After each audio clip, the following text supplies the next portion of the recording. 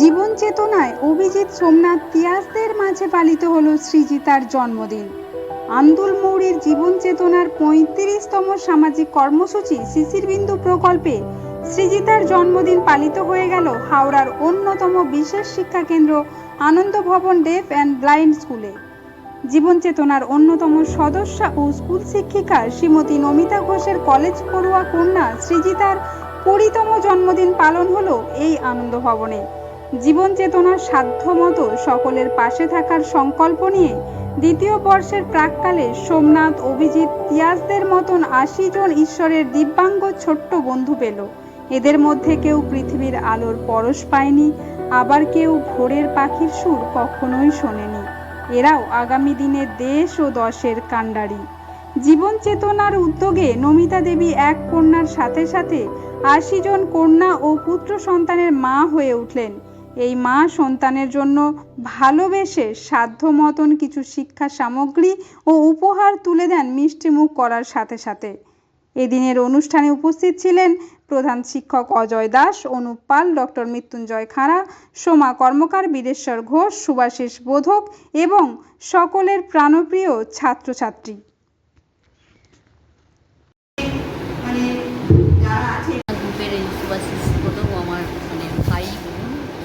আমার অনেক দিনই আমার ইচ্ছা ছিল যে আমার মেয়ের এই ২০ বছরের জন্মদিনটা এই বাচ্চা শিশুদের মধ্যে আমি যেন পালন করতে পারি। কারণ আমার খুব ইচ্ছা ছিল যে এইসব বাচ্চা শিশু যারা দেশের ভবিষ্যৎ, এরা যাতে ঠিক মতন দাঁড়াতে পারে, এদের সঙ্গে কাটানোর একটা দিন আমার খুব মনের ইচ্ছা ছিল। সেটা আমি কীভাবে কাটাবো সেটা তো ভাবতে পারিনি। ওই জন্য ওকে আমি বলেছিলাম যে মেয়ের জন্মদিনটা আমি এইভাবে পালন করতে ব্যবস্থা কর। সেই উপলক্ষে আজকে এখানে আমি আমার আমি আজকে স্কুলে যাইনি, সেই স্কুল ছুটি নিয়ে আমি এখানে আসতে পেরে আমি খুব নিজেকে কী বলবো, তার মা হয়ে খুব আনন্দিতও পাচ্ছি আর খুব ভালো লাগছে আমার এদের কর্ম উদ্যোগ থেকে।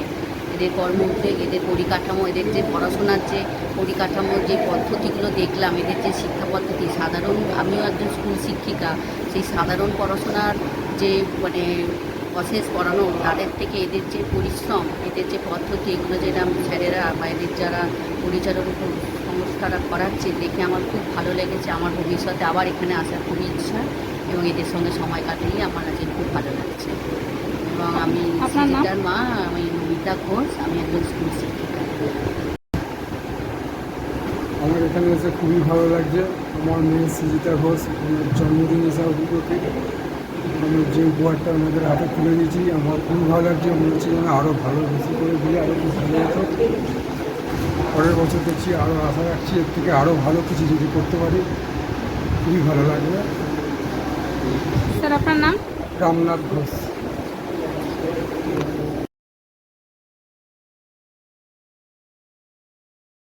এর আগে আমি উপস্থিত থেকেছি। সবচেয়ে বড় কথা হচ্ছে যে এই বাচ্চাগুলো কতখানি খুশি হলো সেটা দেখেই ভাবছি। আপনাদের অনেক ধন্যবাদ, আপনারা যে অর্গানাইজেশন থেকে এসেছেন তাদেরও ধন্যবাদ জানাচ্ছি। আমি একজন চিকিৎসক, আমি বহুদিন থেকেই এই বাচ্চাগুলোর চিকিৎসা করি এবং ওদের সঙ্গে সময় কাটাতে আমি ভালোবাসি। ওই জন্য আমি প্রতি সপ্তাহেই প্রায় একবার দুবার করে চলে আসি। এইভাবেই সময় কাটে আমার এখানে। আজকে ৪ঠা জুলাই হাওড়ার কুরুপের সৃজিতা ঘোষের ২০তম জন্মদিন উপলক্ষে সৃজিতার পরিবারের পক্ষ থেকে আমাদের এই আনন্দ ভবন ডেফ অ্যান্ড ব্লাইন্ড স্কুলের যারা বিশেষ চাহিদা সম্পন্ন শিশু আছে, দৃষ্টিহীন এবং শ্রবণ প্রতিবন্ধী, তার এই জন্মদিনটা তার পরিবার এই বাচ্চাদের সঙ্গে উদযাপন করতে চেয়েছে এবং এই উপলক্ষে কিছু উপহার, কিছু পড়াশোনার সামগ্রী নিয়ে এসে এদের হাতে তুলে দিচ্ছে।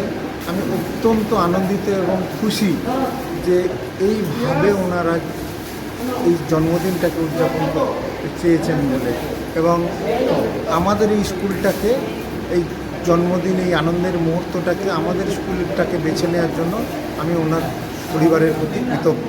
আমি আশা করব ওনার যে চিন্তা ভাবনা সেটা সমাজের আরও বৃহত্তর অংশে ছড়িয়ে পড়ুক। অজয় দাস, এই আনন্দ ভবন ডেফ অ্যান্ড ব্লাইন্ড স্কুলের ভারপ্রাপ্ত প্রধান শিক্ষক ও সম্পাদক। এই যে জীবন চেতনা গ্রুপের পক্ষ থেকে তোমাদের কাছে এসেছে তারা এবং তোমাদের সঙ্গে সময় কাটালেন, তো তোমাদের এতে কেমন লাগছে? ভালো লেগেছে, খুব ভালো লেগেছে। আপনারা এসছেন এখানে, আমাদেরকে অনেক সাহায্য করেছেন, তো খুব ভালো লেগেছে। এই যে জীবন চেতনা গ্রুপ তোমাদের কাছে এসেছে, তাতে তোমরা কতটা খুশি হয়েছো?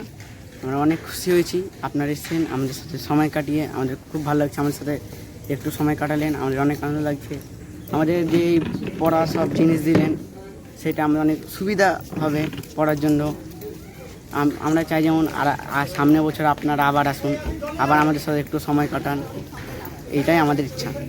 কি নাম তোমার? আমার নাম অভিজিৎ মাঝি।